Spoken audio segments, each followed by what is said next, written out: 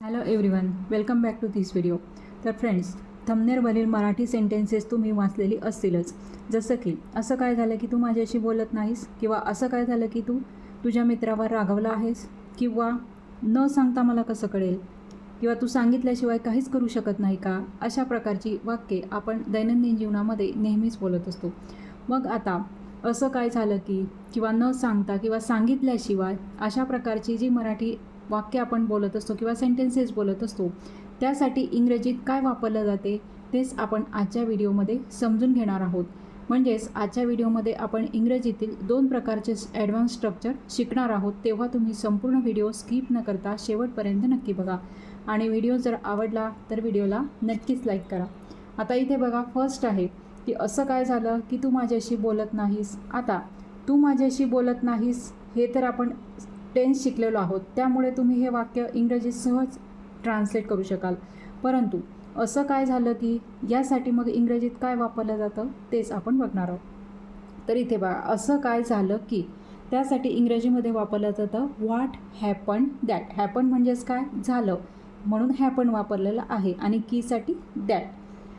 तर आता इथे सुरुवातीला आपण घेणार आहोत असं काय झालं की यासाठी आपण वापरणार आहोत व्हॉट हॅपन दॅट. अशा प्रकारे what happen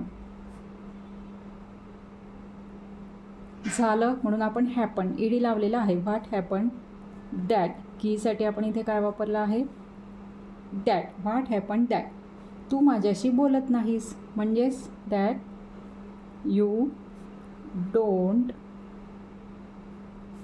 talk to me. बघा, अशा प्रकारे हे वाक्य इथे इंग्रजीत ट्रान्सलेट झालेलं आहे. म्हणजे हे जे नंतरचं वाक्य आहे ते तुम्ही काळ बघून इथे तुम्हाला इंग्रजीत ट्रान्सलेट करायचं आहे. आणि असं काय झालं की यासाठी तर तुम्ही कंपल्सरी व्हॉट हॅपन दॅट असंच वापरायचं आहे. आपण असं तर बऱ्याच वेळेला म्हणत असतो, त्यामुळे तुम्हाला याचा उपयोग होणार आहे की इंग्रजीमध्ये व्हॉट हॅपन दॅट असं वापरलं की त्यानंतर तुम्ही कोणत्याही प्रकारचं वाक्य मग इंग्रजीमध्ये इथे ट्रान्सलेट करू शकता. What happen that you don't talk to me, किंवा तू माझ्याशी बोलत नाही आहेस असं जर वाक्य असलं तर काय येईल, what happen that you are not talking to me, म्हणजे बोलत नाही आहेस म्हणून you are not talking to me असं सुद्धा तुम्ही म्हणू शकता. आता नेक्स्ट बघा, असं काय झालं की तू तुझ्या मित्रावर रागावला आहेस. म्हणजे असं तुमच्यामध्ये काय झालं, काय भांडण झालं असं आपण बऱ्याच वेळेला बोलतो की तू तुझ्या मित्रावर, बेस्ट फ्रेंड असेल तर आपण म्हणतो की तू तुझ्या मित्रावर रागावला आहेस, असं काय झालं. मग आता इथे सुद्धा असं काय झालं की यासाठी काय वापरणार, तर व्हॉट हॅपन दॅट, इथे कॉमा द्यायचा. व्हॉट हॅपन दॅट म्हणजे असं काय झालं. आता नेक्स्ट आहे तू तुझ्या मित्रावर रागवला आहेस. मग आता याचं कसं येणार की यू आर अँग्री. अँग्री म्हणजेच काय, रागावून.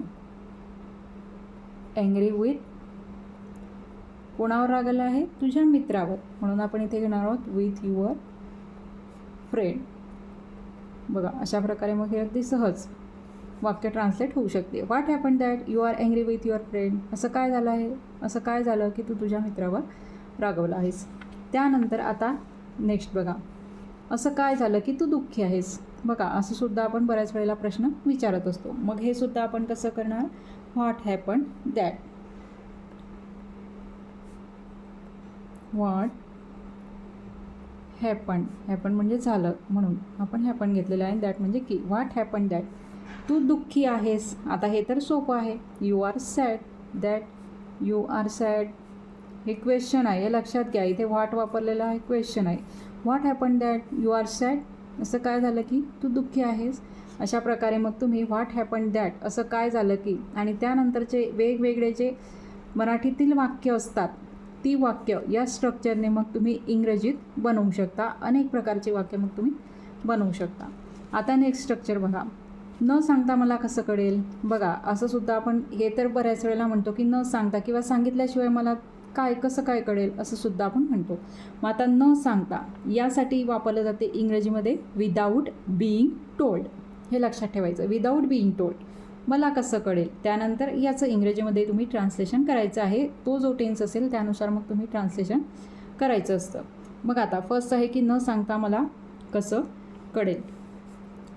मग आता मला कसं कळेल हे आधी आपण घेऊ, म्हणजेच कळेल म्हणजे फ्युचर आहे, म्हणून आपण इथे घेणार आहोत हाऊ विल आय नो. मला कसं कळेल हे झालं मला कसं कळेल. न सांगता त्यासाठी तुम्ही वापरणार आहात विदाऊट बीइंग टोल्ड. बघा, विदाऊट बीइंग टोल्ड अशा प्रकारे मग हे वाक्य इथे होणार आहे. न सांगता किंवा सांगितल्याशिवाय असं जरी असलं तरी तुम्हाला विदाऊट बीइंग टोल्डच वापरायचं आहे. हाऊ विल आय नो मला कसं कळेल, how will I know without being told अशा प्रकारे. नंतर आता तू सांगितल्याशिवाय काहीच करू शकत नाही का. बघा आता तू सांगितल्याशिवाय काही काही वेळेला आपण म्हणतो की आपण मी सांगते तेवढंच तू करतो, मग तू सांगितल्याशिवाय काहीच करू शकत नाही का. आता शकत नाही का हे लक्षात घ्यायचं. इथे शकणे म्हणजेच इथे कॅनचा वापर होणार आहे हे लक्षात घ्यायचं. मग आता हे वाक्य कसं होणार आहे आणि निगेटिव्ह आहे म्हणून कॅनॉट असं येणार आहे. त्याचं संक्षिप्त रूप आपण घेणार आहोत कांट. बघा, कांट यू डू एनिथिंग. बघा, हे वाक्य तुम्हाला तयार करता यायला पाहिजे. हे सोडून तुम्हाला हे वाक्य जे आहे दुसरं सेंटेन्स ते तुम्हाला करता यायला पाहिजे. तू काहीच करू शकत नाही का, यासाठी आपण काय घेतलं मग इंग्रजीमध्ये, कांट यू डू एनिथिंग. तू काहीच करू शकत नाही का सांगितल्याशिवाय, म्हणून आपण इथे घेणार आहोत विदाऊट बीइंग टोल्ड. बघा, विदाऊट बीइंग टोल्ड आणि क्वेश्चन मार्क इथे मग द्यायचं आहे. Can't you do anything without being told. तू सांगितल्याशिवाय काहीच करू शकत नाही का अशा प्रकारे. आता नेक्स्ट सेंटेन्स बघा, न सांगता कधी तर काही करत जा. आता हे वाक्य याला अनुसरूनच आहे की सांगितल्याशिवाय काहीच करू शकत नाही का, न सांगता कधी तर काही करत जा असं सुद्धा आपण लगेच म्हणत असतो. मग आता इथे सुद्धा न सांगता म्हणजेच विदाऊट बीइंग टोल्ड किंवा सांगितल्याशिवाय कधी तर काही करत जा असं सुद्धा वाक्य मराठी असू शकतं. मग आपण कधी तर काही करत जा म्हणजे हे जोर देऊन आपण इथे हे वाक्य मराठी वाक्य बोलत आहोत, म्हणून आपण इथे डू एव्हरचा उपयोग करणार आहोत हे लक्षात घ्यायचं. डू एव्हर, डू समथिंग म्हणजे काहीतरी करत जा. डू समथिंग म्हणजेच काय, काहीतरी करत जा, यासाठी आपण डू समथिंग. आणि डू एव्हर एम्फसाईज करतो आहे आपण हे मराठी वाक्य, म्हणून आपण डू एव्हर डू समथिंग. कधी तर काही करत जा, मग न सांगता त्यासाठी अर्थातच विदाऊट बीइंग टोल्ड अशा प्रकारे मग हे वाक्य इथे विदाऊट बीइंग टोल्ड. हे क्वेश्चन नाही आहे, ॲसर्टिव्ह सेंटेन्स आहे. अशा प्रकारे मग हे सेंटेन्स इथे येणार आहे. Do ever do something without being told, न सांगता कधी तर काही करत जा. अशा प्रकारे मग आजच्या व्हिडिओमध्ये आपण 2 प्रकारचे स्ट्रक्चर शिकलो. जसं की असं काय झालं की यासाठी आपण व्हॉट हॅपन दॅट वापरायचं आहे, आणि न सांगता किंवा सांगितल्याशिवाय यासाठी तुम्ही काय वापरायचं आहे, विदाऊट बीइंग टोल्ड. हे इंग्रजीतून वापरायचं आहे. नेक्स्ट सेंटेन्स बघा, असं काय झालं की तुझी आई तुझ्या रागावली आहे. म्हणजे असं कोणतं मोठं कारण आहे असं आपण बऱ्याच वेळेला म्हणतो की असं कोणतं मोठं कारण आहे, असं काय झालं आहे की तुझी आई तुझ्यावर रागावलेली आहे. तर आता हे जे सेंटेन्स आहे या सेंटेन्समध्ये सुद्धा असं काय झालं की यासाठी तर तुम्हाला माहितीच आहे की इंग्रजीमध्ये काय वापरलं जाते.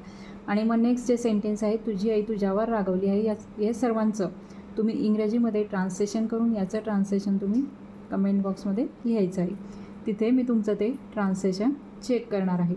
तर अशा प्रकारे आजच्या व्हिडिओमध्ये आपण ॲडव्हान्स इंग्लिश स्ट्रक्चर या अंतर्गत आज इंग्रजीतील 2 ॲडव्हान्स स्ट्रक्चर शिकलेलो आहोत. आणि डेली यूजमध्ये तुम्ही अशा प्रकारची मराठी वाक्ये तर नेहमीच बोलत असता, तर अशा प्रकारचे मराठी वाक्य मग तुम्ही आता इंग्रजीमध्ये सुद्धा बोलायला सुरुवात करा, म्हणजे तुम्हाला जास्तीत जास्त इंग्रजी बोलायची सुद्धा सवय येईल. तर अशा प्रकारे आजचा हा माझा व्हिडिओ तुम्हाला कसा वाटला ते सुद्धा कमेंट करून नक्की सांगा. आणि व्हिडिओ जर आवडला असेल तर व्हिडिओला नक्कीच लाईक करा, शेअर करा, आणि जर तुम्ही या चॅनलवर नवीन असाल तर चॅनलला सबस्क्राईब देखील करा. थँक्यू.